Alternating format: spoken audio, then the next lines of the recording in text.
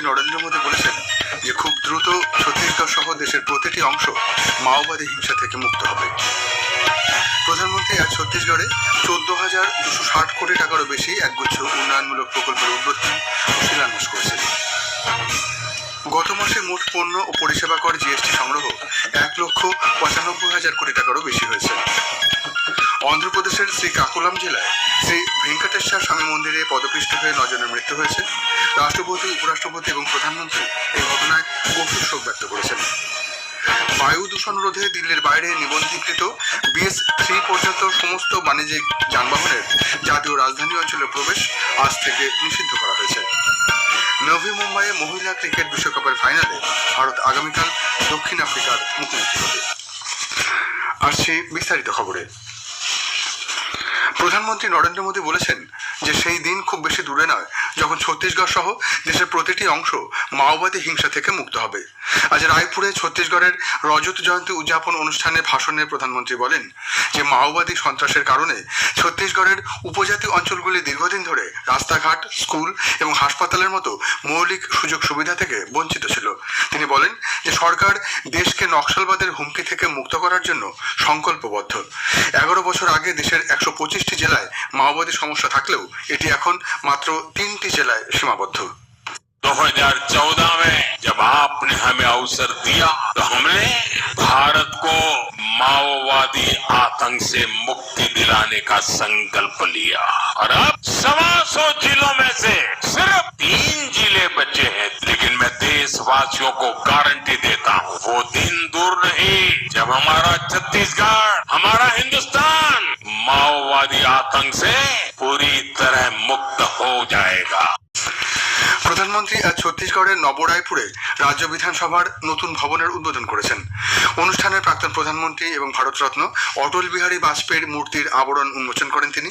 প্রধানমন্ত্রী বলেন, ভারত আজ নিজের ঐতিহ্য সংরক্ষণের মাধ্যমে উন্নতির পথে এগোচ্ছে।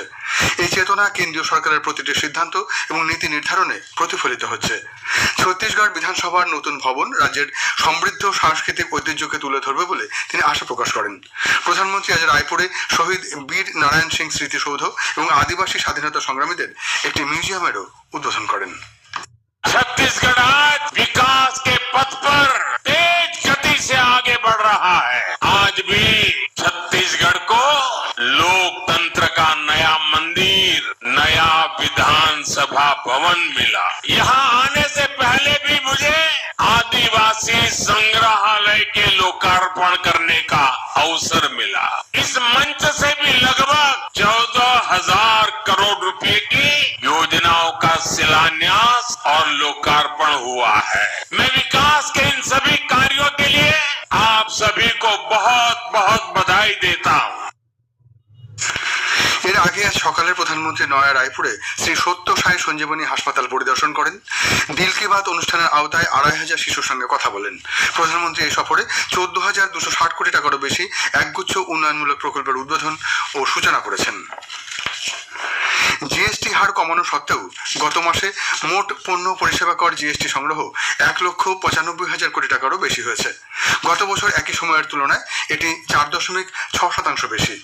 2024 সালের অক্টোবরে মোট জিএসটি সংগ্রহ হয়েছিল 1,87,000 কোটি টাকা। অক্টোবরে কেন্দ্রীয় জিএসটি আদায় ছিল 36,547 কোটি টাকা এবং রাজ্য জিএসটি 45,134 কোটি টাকা। সমন্বিত আইজিএসটি আদায়ের পরিমাণ 1,06,443 কোটি টাকা এবং সেস 7,812 কোটি টাকা। অন্ধ্রপ্রদেশের শ্রী কাকুলাম জেলার কাশীবুগ্গায় শ্রী ভেঙ্কটেশ্বর স্বামী মন্দিরে পদপিষ্ট হয়ে 9 জনের মৃত্যু হয়েছে। বিশেষ একাদশী পুজো উপলক্ষে মন্দিরে প্রচুর ভক্ত সমাগম হয়েছিল। ভিড়ের চাপে একটি রেলিং ভেঙে বহু মানুষ চাপা পড়েন। নিহতরা পালাসা এবং কাশীবুগ্গা এলাকার বাসিন্দা বলে জানা গেছে।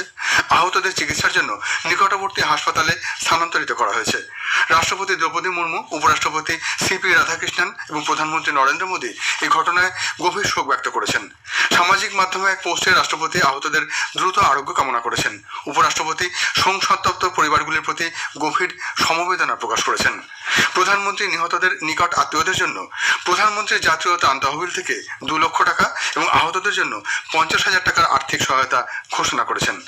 অন্ধ্রপ্রদেশের মুখ্যমন্ত্রী এন চন্দ্রবাবু নাইডু আহতদের যথাযথ চিকিৎসা পরিষেবা পরিষেবা নিশ্চিত করতে প্রশাসনিক আধিকারিকদের নির্দেশ দিয়েছেন।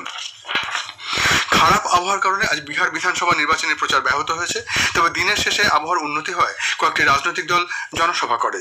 গোপালগঞ্জে ভার্চুয়ালি এক নির্বাচনী সমাবেশে ভাষণে বিজেপির প্রবীণ নেতা অমিত শাহ বলেন, কেন্দ্র ও রাজ্য উভয় সরকারই কৃষকদের স্বার্থে কাজ করছে।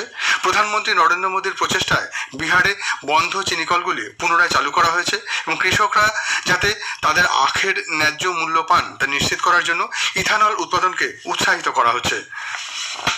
বিজেপি সভাপতি জেপি নাড্ডা সিওয়ানে এক নির্বাচনী সমাবেশে ভার্চুয়ালি ভাষণ দেন।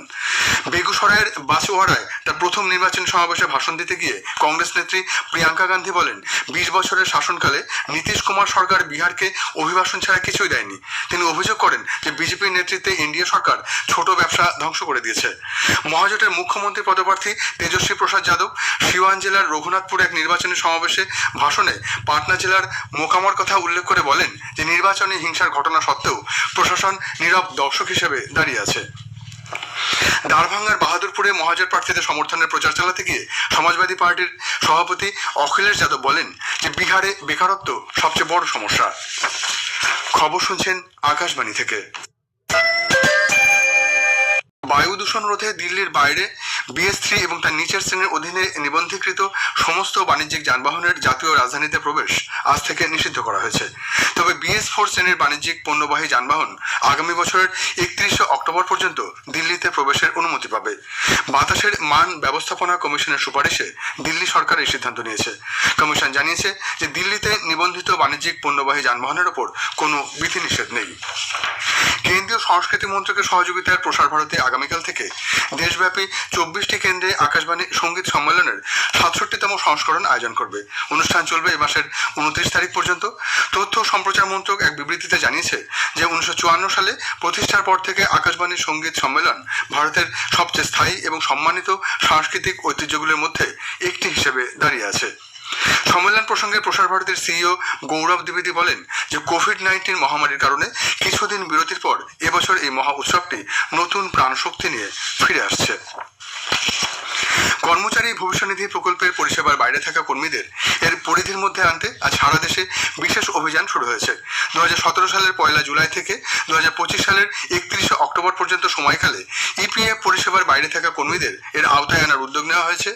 বেসরকারি সংস্থা ও প্রতিষ্ঠানে কর্মরত যারা এতদিন ভবিষ্যনিধি সুবিধা থেকে বঞ্চিত ছিলেন তাদের অন্তর্ভুক্ত করাই এই প্রকল্পের মূল লক্ষ্য। সংস্থাগুলিকে এর জন্য মাত্র 100 টাকা নামমাত্র পেনাল্টি দিতে হবে। সেই সঙ্গে কর্মীদের এমপ্লয়িজ কন্ট্রিবিউশনের অর্থ মকুব করা হয়েছে। ইপিএফও সূত্রে খবর শুধুমাত্র পশ্চিমবঙ্গেই প্রায় 20 লক্ষ কর্মী এই প্রকল্পে সুরাহা পেতে পারেন। প্রধানমন্ত্রী নরেন্দ্র মোদী বলেছেন, প্রত্যেকের সম্মিলিত প্রয়াসে দেশ বিজ্ঞান ও উদ্ভাবন ক্ষেত্রে আন্তর্জাতিক নেতৃত্ব নতুন সংজ্ঞা লাভ করেছে। দৃঢ় প্রত্যয়ী আত্মনির্ভর ভারত এখন গোটা বিশ্বকে অনুপ্রাণিত করছে।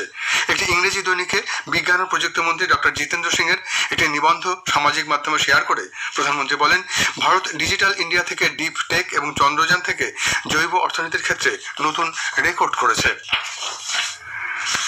সমৃদ্ধ রন্ধন সম্পর্কে ঐতিহ্যের নিরিখে লখনৌ ইউনেস্কোর তালিকায় যুক্ত হয়েছে। উজবেকিস্তানের সমরখন্দে ইউনেস্কোর সাধারণ সম্মেলনে সুখাদ্য বা গ্যাস্ট্রোনমি বিভাগের তালিকায় 70টি দেশের মধ্যে থেকে লখনৌকে বেছে নেওয়া হয়। কানাডার প্রধানমন্ত্রী মার্ক কার্নি বলেছেন যে তিনি মার্কিন প্রেসিডেন্ট ডোনাল্ড ট্রাম্পের কাছে শুল্ক বিরোধী রাজনৈতিক বিজ্ঞাপনের জন্য ক্ষমা চেয়েছেন এবং অন্টারিওর প্রধান প্রশাসক ডগ ফোর্ডকে এটি প্রকাশ করতে নিষেধ করেছেন। নভি মুম্বাইয়ে মহিলা ক্রিকেট বিশ্বকাপের ফাইনালে DY পাটিল স্টেডিয়ামে ভারত আগামীকাল দক্ষিণ আফ্রিকার মুখোমুখি হবে। খেলা শুরু হবে দুপুর 3টে। শেষ করার আগে বিশেষ খবর আরেকবার। প্রধানমন্ত্রী নরেন্দ্র মোদী বলেছেন যে খুব দ্রুত ছত্তিশগড় সহ দেশের প্রতিটি অংশ মাওবাদী হিংসা থেকে মুক্ত হবে। গত মাসে মোট পণ্য পরিষেবা কর GST সংগ্রহ 1,95,000 কোটি টাকারও বেশি হয়েছে। বায়ু দূষণ রোধে দিল্লির বাইরে নিবন্ধীকৃত BS3 পর্যন্ত সমস্ত বাণিজ্যিক যানবাহনের জাতীয় রাজধানী অঞ্চলের প্রবেশ আজ থেকে নিষিদ্ধ করা হয়েছে। খবর এখনকার মতো এই পর্যন্ত। এরপরের সংবাদ শুনুন 7:50 মিনিটে।